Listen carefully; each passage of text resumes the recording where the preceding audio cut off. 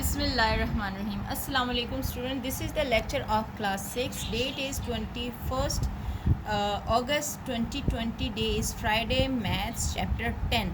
Chapter 10 इंशाल्लाह आज हम कंप्लीट कर लेंगे. बाकी मैंने जितने क्वेश्चन करवाए हैं उम्मीद है आपने कर लिए होंगे. चैप्टर 10 का exercise 10 question number 8 to question number 12 page 156 157 page पे हैं, ये करेंगे और प्लस इसके साथ MCQs भी करेंगे जो पेज 157 पर हैं.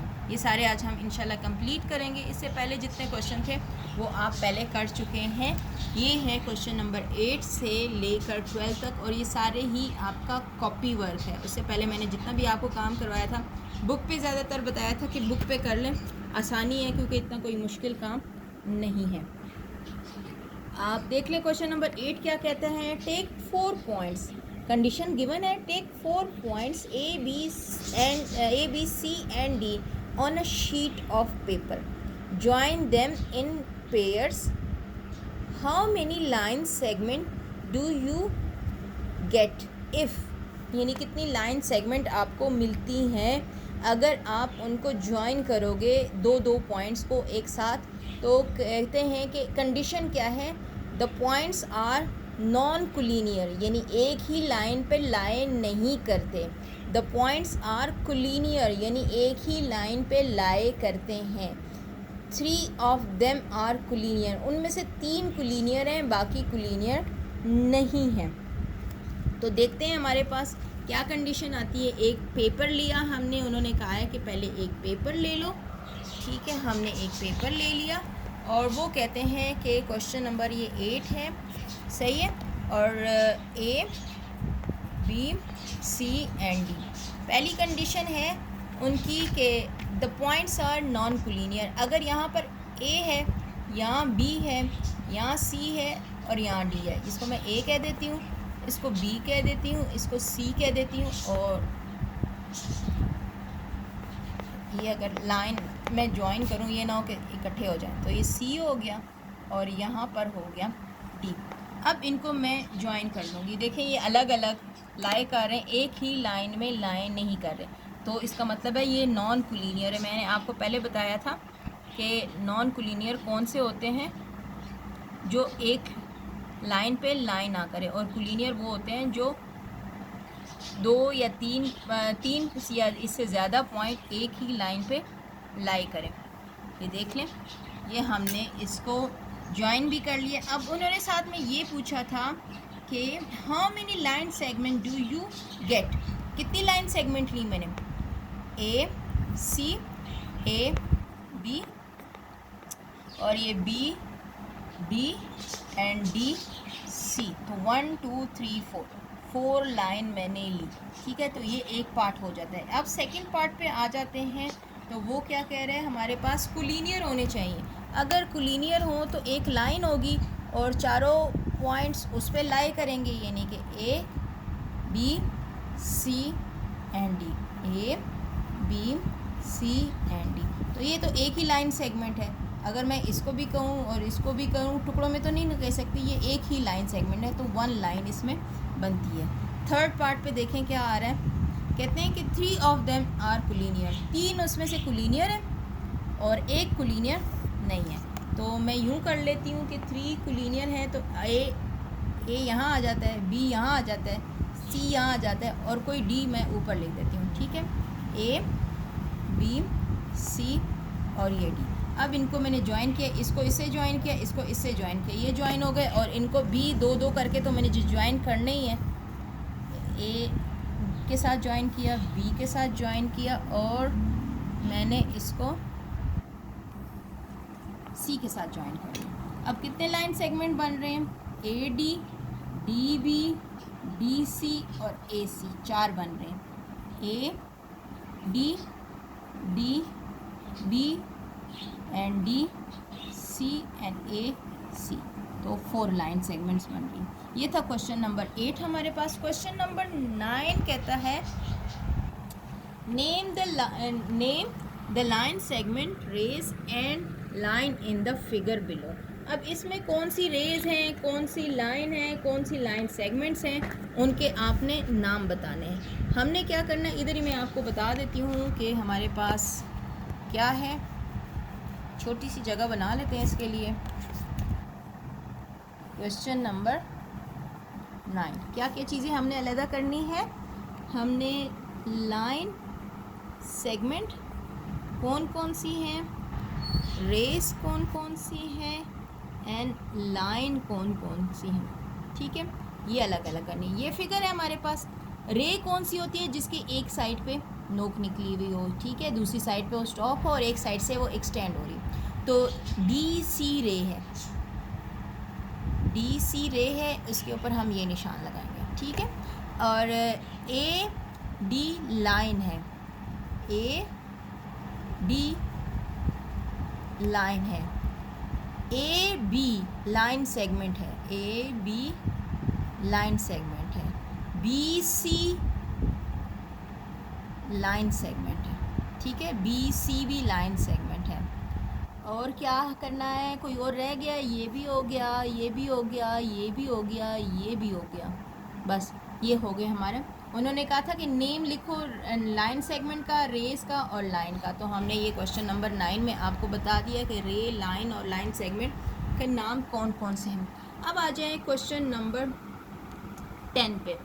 ये है क्वेश्चन नंबर 10, कहते हैं what are congruent lines. Congruent lines क्या होती हैं? Congruent, what are congruent lines in the figure, name the lines which are congruent at A, O and A, यानी ओ पे कौन कौन सी लाइन कॉन्ग्रुएंट है और बी ए पे कौन कौन सी लाइन कॉन्ग्रुएंट है। अब ये कॉन्ग्रुएंट होती क्या है, ये डेफिनेशन पहले आप यहाँ से देखेंगे। फर्स्ट पार्ट में डेफिनेशन है, ये देख लें यहाँ से। 3 straight lines are meet at a point. 3 straight line meet at a point O are known as congruent line. There can be an infinite number of congruent lines drawn meeting from a point. ठीक है, अगर आपके पास 3 या 3 से ज़्यादा लाइनें एक ही point से गुज़र रही हैं तो इसका मतलब है कि वो कॉन्ग्रुएंट पॉइंट है, या कॉन्ग्रुएंट लाइन वो क्या होंगी कि एक ही पॉइंट से 3 लाइन गुजर रही हूँ। डेफिनेशन मैंने आपको बता दी, फर्स्ट पार्ट का जो है ना आपने डेफिनेशन लिखनी है। अब आगे उन्होंने कहा है इन द फिगर, इसमें फिगर में आपने नाम बताने हैं कि कौन कौन से हैं आपके पास कॉन्ग्रुएंट, ठीक है। ये डायग्राम बनी हुई है, अगर मैं इसको देखूँ यहाँ पर तो ओ पे, ओ में से कौन कौन सी गुजर रही है? A C, B B, E F, G H, ये लाइनें गुजर रही हैं, ठीक है। Congruent at O, A C, D B, E F और जी एच, ये ओ में से गुजर रही हैं। और ए में से कौन कौन सी गुजर रही हैं ये देख लें। ए ये है आपके पास, इसमें से एक ये लाइन गुजर रही है, एक ये लाइन गुजर रही है और एक ये लाइन गुजर रही है। नाम क्या है इन लाइन का? D A B and C A, ये 3 लाइन गुजर रही हैं, इनका नाम है A C, B A B and A D, ये तीनों लाइनें इसमें से गुजर रही हैं, ठीक है। ये था क्वेश्चन नंबर आपका 10। क्वेश्चन नंबर 11 क्या कहता है? How many points of congruency do you find in the figure below. अब कॉन्ग्रुएंट लाइन तो वो होते हैं जहाँ एक ही पॉइंट से बहुत सारी लाइंस गुजर रही हो, ठीक है। पॉइंट ऑफ कॉन्ग्रुएंसी वो होगी जहाँ से लाइनें गुजर रही हैं, तो हमने पॉइंट ऑफ कॉन्ग्रुएंसी बतानी है इसको, और उसको बताना है कि do you find the figure below, how many points of congruency है इसमें, ठीक है। अब हम इसमें कोई नाम वाम तो लिखा हुआ नहीं है, इसको हमने पॉइंट ऑफ कॉन्ग्रुएंसी बस बतानी है। अगर मैं इसको नाम दे देती हूँ, इसको नाम मैंने दे दिया ए का, इसको नाम दे दिया मैंने बी का, इसको नाम दे दिया सी का, इसको नाम दे दिया मैंने डी का, ई का, एफ का, ओ का, ठीक है, नाम दे दिया हमने। अब बताओ कि डी इज़ नॉट कॉन्ग्रुएंट, क्योंकि इसमें से सिर्फ 2 लाइनें गुजर रही हैं। ए है, ए में से 3 लाइनें गुजर रही हैं, तो एक हमारे पास ए आ गई, फर्स्ट पे ए आ गया, और फिर बी में से भी 3 लाइनें गुजर रही हैं, तो बी आ गया। ई में से सिर्फ 2 गुजर रही हैं, सी में से 3 गुजर रही हैं, एफ में से 2 गुजर रही हैं और ओ में से 1 2 3 लाइंस गुजर रही हैं। तो ये हैं वो पॉइंट ऑफ कंग्रेंसी जो इस हमारे पास डायग्राम में मौजूद है। ठीक है, अब हमारे ये आपने कॉपी पे करना है, डायग्राम बना के कॉपी पे करना है, जिस तरह ये हुआ देख लें, ये इस तरह करना है आपने। अब आ जाए क्वेश्चन नंबर 12 पे। 12 पे क्या कहते हैं, draw A B of length 3.5 centimetre, then draw A C and B C, A C और बी सी रेज हैं on one side of the line, now take any point D on A B. अब a point D लेना है, A B पे draw D C, is there any point of congruency which lines और ray are congruent. सबसे पहले तो diagram बनाते हैं कि क्या कहते हैं, फिर उसके बाद हम बताएंगे कि कौन सी लाइन कांग्रेंट है या नहीं है। कितनी लाइन बनानी है हमने, 3.5 सेंटीमीटर की। हमारा स्केल गुम हो गया, ये मिल गया, ये देखें 3 ये क्वेश्चन नंबर 12 है, 3.5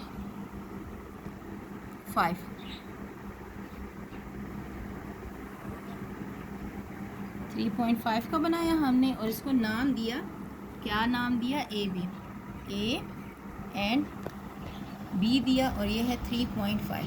हमने एक लाइन सेगमेंट बनाई, then draw A C draw करनी है। ठीक है, ए सी हमने ड्रॉ करनी है, ए सी एक रे है, ठीक है, यहाँ पे कहीं सी होगा, और बी सी ड्रॉ करनी है। ठीक है, ये रे है तो ये इस तरह यूँ होगा और यहाँ पर ये सी आ जाएगा। ठीक है, on one side of the line, not take any point D on A B पर कोई डी ले लें आप। ठीक है, और ड्रॉ करें डी सी, ड्रॉ करते हैं हम डी सी एक रे उन्होंने कहा है कि ड्रॉ करें। Is there any point of congruency, ये देख लें यहाँ पॉइंट ऑफ कंग्रेंसी है, yes there is a point of congruency, C is the point of congruency which line और रे आर कांग्रेंट। कौन सी लाइन और रे कांग्रेंट है, A C, D C and B C, A C D C and B C congruent है। ठीक है, ये है, और ये देख लें मैंने यहाँ पे भी बनाई दी है, आपके लिए दोबारा बना दी है। Yes C is point of congruency, A C D C B C are congruent, और इसके ऊपर ये लगानी है क्योंकि ये रे है, आर कांग्रेंट। ये थी हमारा आज का लेक्चर, और इसके बाद हमने करना है एमसीक्यूज़ की तरफ आ जाते हैं। क्या कहते हैं एमसीक्यूज़, कहते हैं select the correct answer from the given option, many circle drawn around the same centre are called concentric circle. हाँ जी, ये मैंने आपको बताया था कि एक ही सेंटर हो और उसके गिर्द बहुत सारे सर्कल ड्रॉ हो तो उसको कॉन्सेंट्रिक सर्कल कहते हैं। यस, दिस इज़ ट्रू, ए वाला ऑप्शन करेक्ट है। पैरेलल लाइन नेवर मीट, सी वाला इसका ठीक है। अ सॉलिड क्यूब हैज़ कितने डायमेंशन, ज़ाहिर है लेंथ होती है, विड्थ होती है और हाइट होती है, तो 3 डायमेंशन होती है उसके। Which of the following statement are true for a plan एक ये हॉरिजेंटल भी मैंने आपको बताया था और वर्टिकल भी बताया था कि ये प्लेन होते हैं हमारे पास, और ये कहते हैं कौन सी स्टेटमेंट ट्रू होगी, तो ये बी स्टेटमेंट ट्रू होती है। A plane has 2 dimension, length and width होती है, 2 डायमेंशन होती है। कहते हैं कि 5 में ये एक लाइन दी हुई है। Which of the following statement is fall, कौन सी स्टेटमेंट फॉल्स हैं।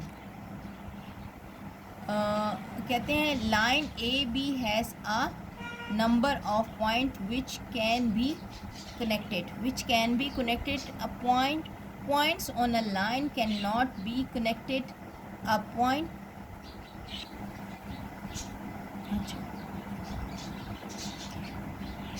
line A B has a number of points which can be counted.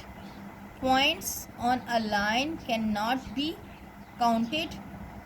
A point must be represented with capital letters. A line does not have end points. अच्छा, इसमें से तो मुझे एक ही correct लग रहा है, बाकी सारे मुझे फॉल्स लग रहे हैं। एक ही करेक्ट लगता है तो बाकी सारे फॉल्स हैं, और उन्होंने पूछा भी यही है कि कौन से वाले फॉल्स हैं। हम पहले वाले में देखें, line A B has a number of point which can be counted. Number of points हैं, अगर जुड़े हुए हैं काउंटेड नहीं होते। This is wrong, this one is correct. और कहते हैं a line must be represented with the capital letter. Small से भी कर सकते हो, तो this is wrong. A line does not have end point. के लाइन के एंड पॉइंट नहीं होते। Yes, this is true. हम ये जो सी पार्ट है, a line must be represented with capital letter, ये ट्रू है, क्योंकि हमने पीछे पढ़ा था कि लाइन हमेशा कैपिटल लेटर से ही रिप्रेजेंट की जाती है। तो यहाँ पे इन्होंने कहा है कि कैपिटल लेटर से रिप्रेजेंट नहीं की जाती है, तो एक वो गलत कह रहे हैं। विद कैपिटल लेटर रिप्रेजेंट की जाती है। A line does not have end point, ये भी ठीक है। तो ये ठीक है, ये ठीक है, ये ठीक है। ये वाली एक स्टेटमेंट फॉल्स है, जो कि फर्स्ट वाली है, तो हम फर्स्ट वाले को सर्कल करेंगे। फर्स्ट वाली रॉन्ग है, बाकी आपकी सारी तीनों स्टेटमेंट ट्रू हैं, और उन्होंने भी फॉल्स स्टेटमेंट को मेंशन करने को कहा है। ये हमारे MCQs हैं, और ये हमारी एक्सरसाइज थी। एक्सरसाइज को मैं आपको दिखा देती हूँ। क्वेश्चन थोड़े ही थे आज हमारे पास। ये क्वेश्चन नंबर 8 है हमारा, करवा भी चुकी हूँ, लेक्चर में भी देख लें, और ये मैं आपको दोबारा दिखा देती हूँ।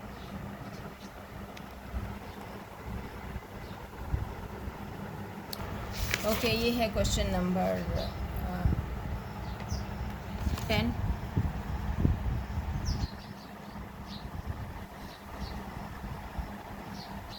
11 है, और ये है 12।